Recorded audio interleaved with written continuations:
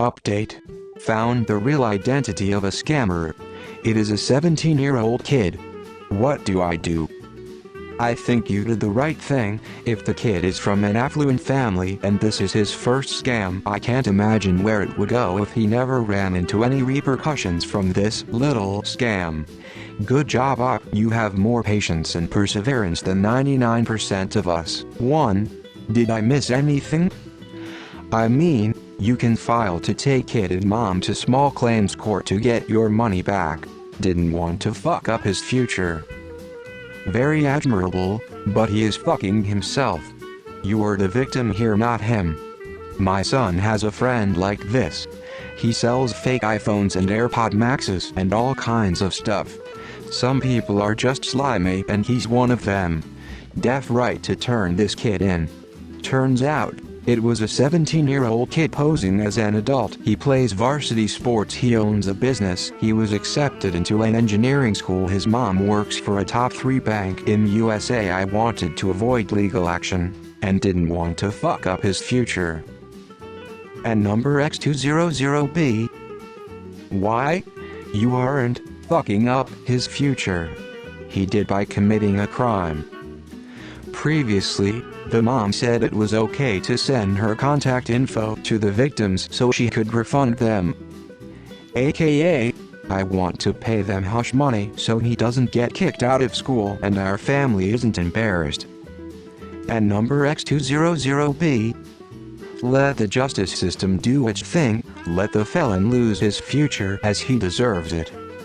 I think you've done everything you could have done given the info you have. Good job. This is what happens when asshole parents enable their demon spawn. Fuck his mom. His future.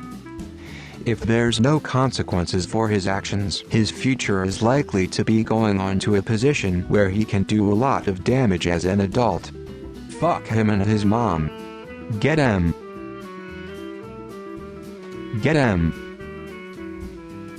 Gee, I take my hat off to you. You did a lot of work to get to where you did.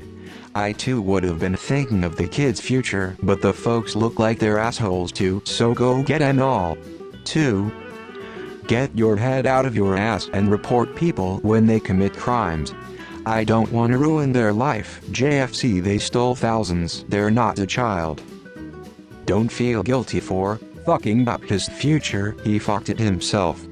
Wow, this is crazy. I've been lurking around for updates on things like this, and I've never heard of anything this deep. You did everything you could except for trusting the mother of the scammer and giving the benefit of the doubt to the kid because he appeared to have an upstanding family and a good future. You know, I get why you felt iffy bad about pursuing this. But pursuing this is the right thing. I'm confused, though. What do you mean that the scammer was a victim of the kid and not the kid himself? Finding them probably isn't too hard. It sounds like you paid using a traceable method.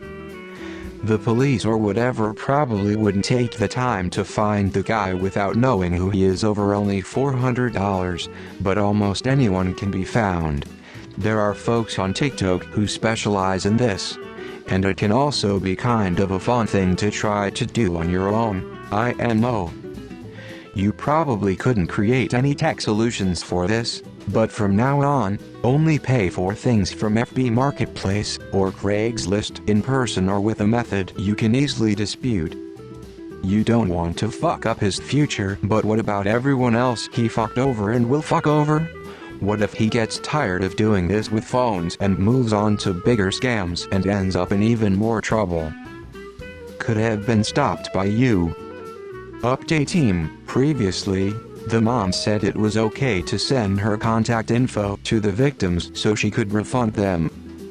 Never ever send anyone's contact info to a third party without their permission. I'd have been extremely upset with you if I was on that list.